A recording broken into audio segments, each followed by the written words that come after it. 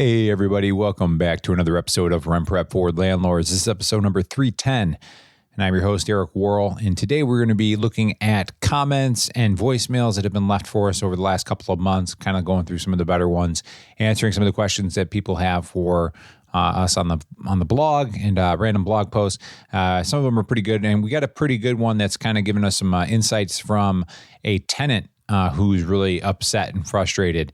And that's going to be the first one we're going to get to because I thought it was a pretty good voicemail and pretty reasonable, actually, but just a good voicemail. And we're going to get to that right after this. 1, 2, 3, 4. Yeah. Welcome to the Rent Prep for Landlords podcast. And now your host, Eric Worrell. So this voicemail comes from a person looking for housing in the Santa Monica area. She's pretty frustrated and she's going to make her case. And why don't we take a listen to that and recap after the voicemail. So why don't we take a listen right here? I am so disgusted with Santa Cruz County. I'm a single mom. I have a 17-year-old daughter and a 6-year-old son, and currently am homeless, bouncing around. And it seems like landlords will hear that and automatically I'm denied, over and over again. And it's disgusting. The students in this town who aren't even from this town get preferential treatment, and they're the ones that are partying and drinking and leaving places a disaster. And I'm local, both my kids are local in Santa Cruz County, and it's disgusting to me. I just got denied a studio because I have my 6-year-old with me half time, and it's really discouraging and it needs to stop. And we need to get the word out there that it's not right at all. So you landlords who, want to discriminate, I hope you get some really crappy people in your places, honestly. I appreciated the ending on that. I feel like there was a little bit of a pause and she's like, you know what? I'm going to throw a zinger in here, but I'm going to give this person the complete pass as far as her frustrations, mainly because if she's really bouncing around with 2 kids, those ages, looking for a place to live right now in this climate, that's a really tough position to be in. And the cynical part of my brain thinks, okay, is there something else on the on her background report or something else that might be concerning? Is she employed? What are her sources of income? Those types of things, the things that are lawful to discriminate against somebody with.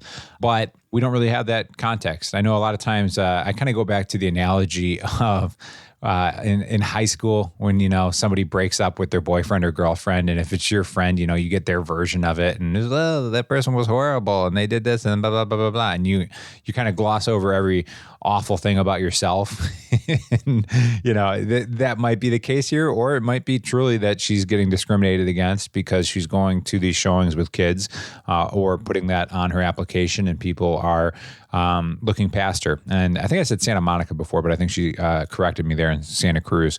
But it's a good reminder to mind your business when it comes to your tenant screening selection criteria.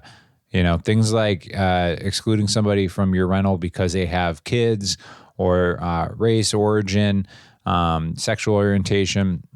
All of those things, you just can't do it. Look up the FHA housing rules, refresh yourself on it. They do change, and they are by municipality sometimes. I know here in the Buffalo, New York area, especially when it comes to things that are newer, such as gender orientation, those can actually change based on the township. So I believe like Hamburg, New York had certain rules around it where the town I grew up in, Orchard Park, didn't have any established the last time I checked. And that may change. It may have changed since the last time I checked. So it's always good to kind of just stay up on the laws, especially in the municipality of your rental property. Easiest way I found, just call the town clerk. And, they're pretty easy to get a hold of in most towns.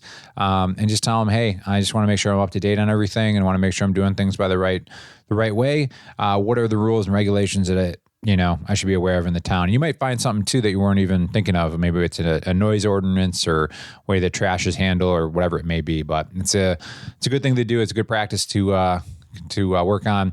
And I think it's a good opportunity to just share a tenant's point of view and somebody who's potentially dealing with discrimination and how it's having a negative impact on her life.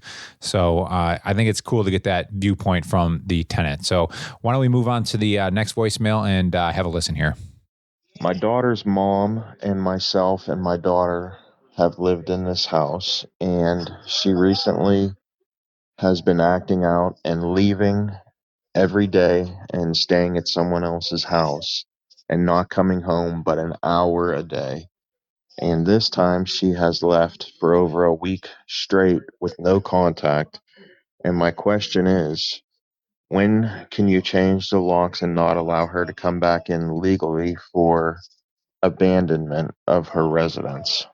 My parents own the house and we rent off of them, and we want her out. So we were wondering what the abandonment of residency law is in Pennsylvania. So this is a pretty detailed question. From what I gather, it's his daughter's mom lives with him. They rent from his parents. She is going AWOL, leaving. And in case you're wondering, this voicemail was from April 16th. So a month plus into COVID-19.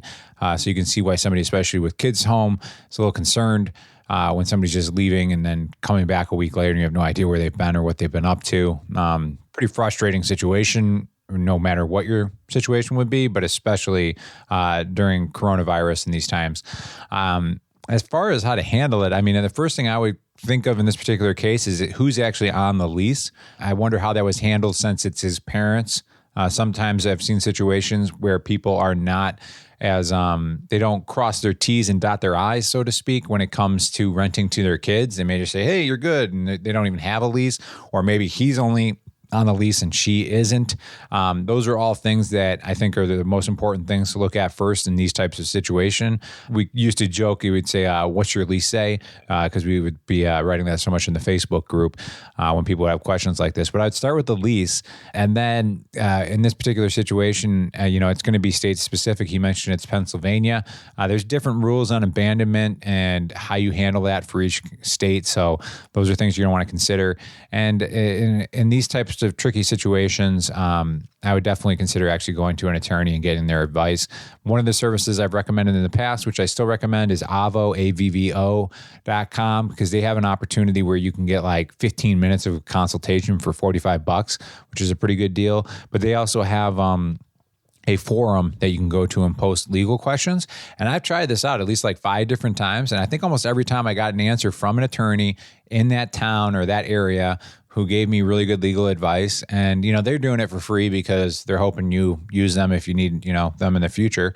So I thought that was a pretty cool service if you want to check that out for questions like this. They get a little bit more detailed and have some nuances to them with some locality or location-specific details that are going to come into play. So let's take a listen to the next voicemail and see what we got here. Hi, I'm calling to find out. I have a person that rents a room in my home. She recently had a stroke and they took her to the hospital. It looks as though the hospital will be releasing her to long-term nursing facility. Her mother will not return my calls or respond to anything that I do. What should I do? Should I keep her stuff in a room, nicely boxed up and labeled? Or what should I do? Doesn't look like she will be returning to the room that she rented. Thank you. So this one's kind of a different angle on abandonment. Obviously, it's not a contentious relationship that we had mentioned before. I think she hits the nail on the head about keeping the stuff boxed up in the room for now. But what you can do in these types of situations is a lot of times, with evictions and different things that happen in your county, it may come up to the sheriff. So the sheriff is not a bad place to start. You can call your local town sheriff and get their opinion on this matter, because this doesn't sound like one that, you're going to have a tenant fighting with you after the fact, but you never know. And like I mentioned on the previous voicemail, it's all state specific. So one state may require you to even put it into storage and have it there for up to 60 days, where another state may not have a law on it at all. So it's really going to depend on what state you're in. on how long you're expected to keep that person's possessions. And unfortunately, I mean, this is a tough one because the person's in a hospital and nobody's responding. It's good that she does have the emergency contact. Makes a good case for why, I know it's tedious when you have somebody fill out an application and you ask them for 2 emergency contacts, but this is why you might do that, because in this particular case, obviously the mom's not responding. So another thing I might try is, depending on the person's age, if you can find them on social media, you might be able to find close contacts via social media and reach out to them and just say, hey, I'm trying to get a hold of the mom. Here's the situation. But yeah, I would say call the local sheriff, see if they have any insights. If they do not, again, you can go through a service like to talk to an attorney to get, very specific advice based on your location. But the one thing you don't want to do is definitely, you don't want to throw that stuff out for a couple of reasons, right? Somebody's going through a really tough time, and you want to do the right thing by them and, have it so they have their stuff, whether they end up moving into a senior living facility and need some of that stuff. But also for legal reasons as well, because you could be on the hook and be paying that person a lot of money if you throw their stuff out prematurely. So really good questions. Kind of fun just kind of getting into some of the voicemails that we've been getting on the blog lately. And thought it'd be a nice break from some of the COVID-19 content that we've been producing on the podcast. But I hope you guys are doing well. I know personally, I'm starting to kind of feel like I'm turning the corner a little bit with this. I think at least out the gates, it's a lot of shock and just kind of like processing. And then, it's kind of then eventually your new normal kind of sets in. And I think my new normal is kind of setting in, working from home, trying to navigate that with a young family and those types of things. But at least for me, I feel like I'm starting to get to that point where I'm navigating that new normal, so to speak. And I hope other people are as well. And they're still maintaining social distancing and doing their part to, get through this and get through it together. So hope you guys are doing well. And I look forward to catching up with you next week. All right, guys, take care.